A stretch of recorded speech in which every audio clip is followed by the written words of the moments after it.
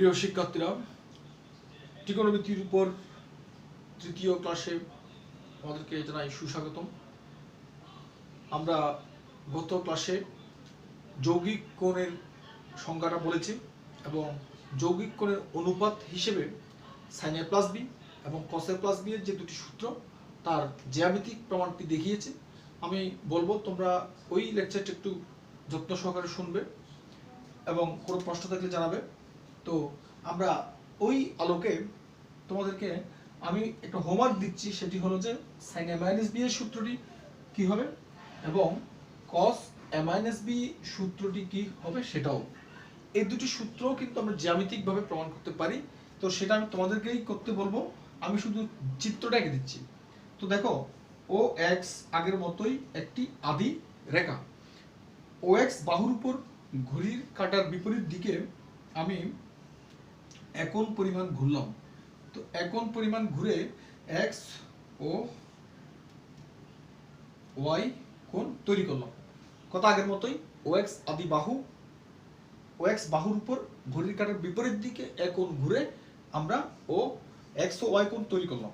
পরবর্তীতে ও ওয়াই বাহু থেকে ঘড়ির কাঁটার দিকে আমি বি কোণ পরিমাণ ঘুরে আমরা ওয়াই ও জেড কোণ তৈরি করলাম। তো জিনিসটা তুমি একটা ঋণাত্মক কোণ আছে বলে এই কাজটি আমাকে করতে হলো একটু। ওকে, তো প্রথমে হয়েছে কি, ও এক্স এর উপরে এক কোণের বিপরীত দিকে ঘুরে এক্স ও ওয়াই কোণ, পরবর্তীতে ও ওয়াই বাহু থেকে ঘড়ির কাঁটার দিকে বি কোণ ঘুরে ওয়াই ও জেড কোণ আমরা তৈরি করেছি। তো এখন এই দেখো, এটা হচ্ছে এক কোণ, সেখান থেকে এটি হচ্ছে মাইনাস বি কোণ। তাহলে আমরা এক্স ও জেড কোণকে পাচ্ছি কি হিসেবে? এ মাইনাস বি কোণ হিসেবে। তুমি দেখো, এক্স ও জেড কিন্তু কার থেকে কি বিয়োগ? এক্স ও ওয়াই থেকে ওয়াই ও জেড বিয়োগ, তাই না? তো এক্স ও ওয়াই বলতে একন, ওয়াই ও জেড বলতে বি কোণ, বিপরীত দিকে একন, দিকে হচ্ছে বি কোণ মাইনাস বি কোণ। তো এটি হচ্ছে আমার আসলে যৌগিক কোণ হিসেবে এ মাইনাস বি কোণের চিত্র। তো এটার অনুপাত কি হবে সেটা তোমাদেরকে হোমওয়ার্ক হিসেবে দিলাম। তো আরেকটু চিত্র বাকি ছিল আগের মতোই যদি বলি, ও জেড বাহুর উপর আগেও কিন্তু তাই করেছি, পি বিন্দুটি নিয়েছি যে কোনো বিন্দু। তো পি থেকে আমরা এখানে ও এক্স বাহুর উপর পি কিউ লম্ব এঁকেছি। তারপরে পি থেকে এই বাহুর উপর আমরা আরো একটি লম্ব, সেটি পি আর এঁকেছি, তাই না? তারপরে আমরা আর থেকে কিন্তু আগের চিত্রটাতেও আমরা আর এস একটা লম্ব এঁকেছিলাম।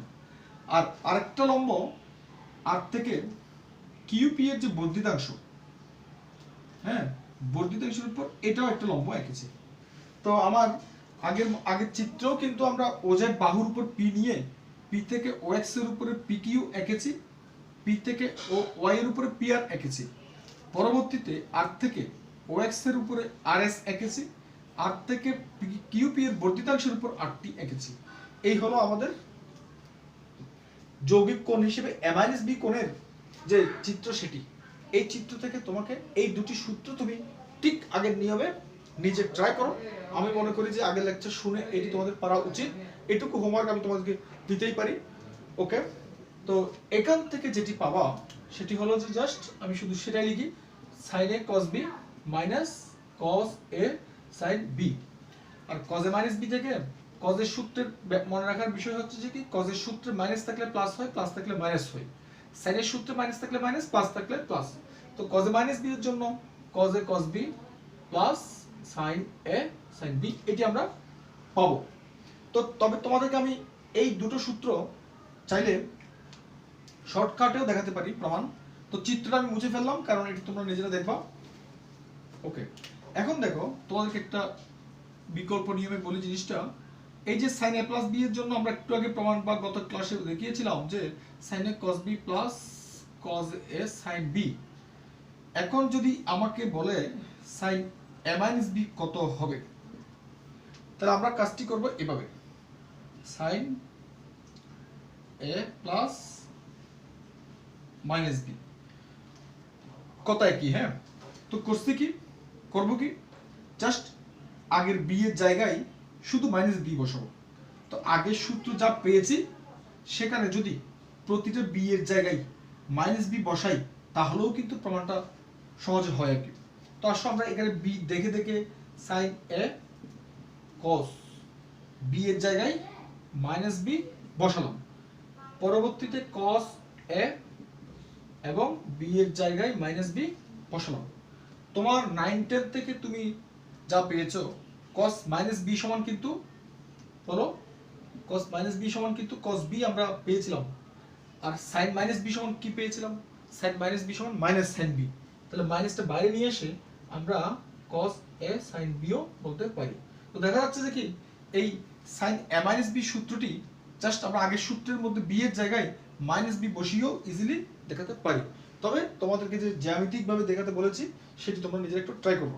তো একই ভাবে দ্বিতীয় সূত্রটিও b এর জায়গায় মাইনাস বি বসালে এটিও আমরা পেতে পারি। তো আমরা কিন্তু আমি মনে করি যে আমাদের যে যৌগিক কোণের যে ত্রিকোণমিতিক অনুপাত চ্যাপ্টার 7 যেটা নিয়ে আমাদের মূল আলোচনা, তো সেখানকার মেইন 4টি সূত্র আমি বলে ফেলেছি। আমি জাস্ট এই ক্লাসের পর থেকে নেক্সট ক্লাস থেকে আশা করব এই 4টি সূত্র তোমরা জাস্ট মুখস্থ করে ফেলবা। ব্যাখ্যা আমি দিয়েছি, ব্যাখ্যাটা তোমরা অবশ্যই বুঝবা, বাট মুখস্থ করে ফেলবা। এখন tan a প্লাস b এর ক্ষেত্রে কি হবে সেটা একটু দেখাই। এগুলো সবই কিন্তু ওই 4টা থেকেই আসবে। তো দেখো tan a প্লাস b খুবই গুরুত্বপূর্ণ সূত্র, অহরহ ইউজ হয় এটা তুমি দেখবা। তো tan a প্লাস b কে আমরা যদি প্রথমে চিন্তা করি এটাকে তো sin cos এ রূপান্তর করা যায়, সেভাবে আমরা লিখে ফেললাম, তাই না? tan এর মানে এটাই।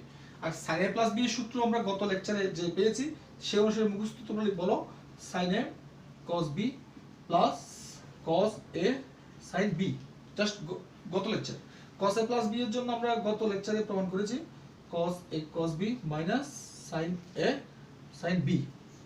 এই যে সূত্র জাস্ট লিখলাম, এখন এই সূত্রটাকে যদি আমি এই তো tan a প্লাস b এর সূত্র সবকিছুকেই আমি tan এ রূপান্তর করতে চাই। এখানে যে sin cos আছে আমি চাই সবগুলোকে আমি tan এ রূপান্তর করব। তো tan এ রূপান্তর করতে হলে আমাকে একটি কাজ করতে হবে, সেটি হলো সবাইকেই এই cos a cos b দ্বারা আমি ভাগ করে ফেলতে চাই। তো তুমি যদি এখন দেখো এই লব এবং হরের মধ্যে যে 4টা জিনিস আছে সবগুলোকেই তুমি এই অংশ দ্বারা ভাগ করবা। তো আমাকে বলো এই সবাইকে যদি এটা দ্বারা ভাগ করি এখানে তৈরি হবে কত? 1। আমি একটু সংক্ষেপে করব। sin a বাই cos এর জন্য এখানে পাওয়া যাবে tan a, sin b by cos b এর জন্য এখানে পাওয়া যাবে tan b। আর এই যে এটাকে এটা ভাগ করব sin a বাই cos এর জন্য cos b কাটা যাবে, sin cos a মিলে এটা হবে tan a।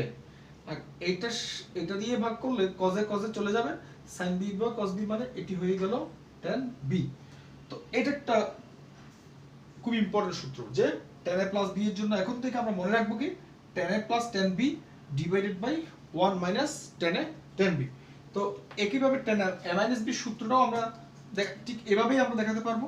তাহলে tan a মাইনাস b এর সূত্র হিসেবে ঠিক একই নিয়মে আমরা যেটি পাবো এবং মুখস্থ রাখবো সেটি হলো tan a minus tan b divided by 1 plus tan a tan b।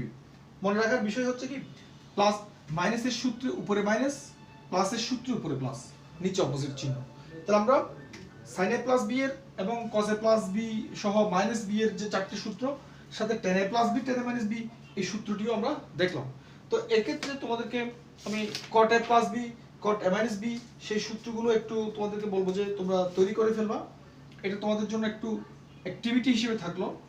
cot a plus b এর জন্য সূত্রটি কি হবে ঠিক cos বাই sin করে তুমি সেটা করে ফেলবা। তারপরে একই ভাবে cot a মাইনাস b এর সূত্রটিও তুমি তৈরি করে ফেলবা। তো এখান থেকে যেটি পাবা এবং মুখস্থ রাখবা সেটি হলো যে cot a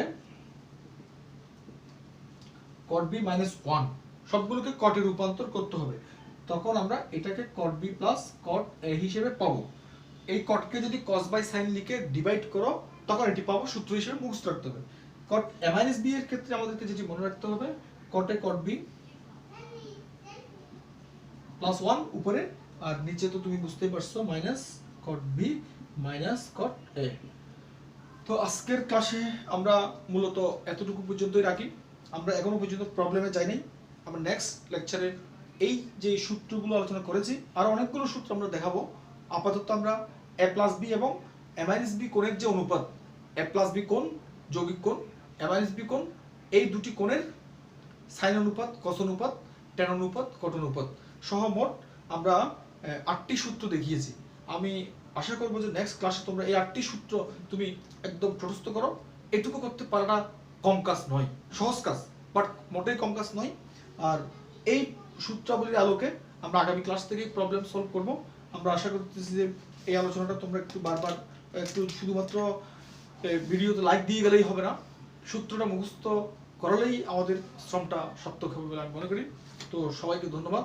আমরা নেক্সট ক্লাসে আরও সূত্র সহ প্রবলেমগুলো সলভ করব। ওকে।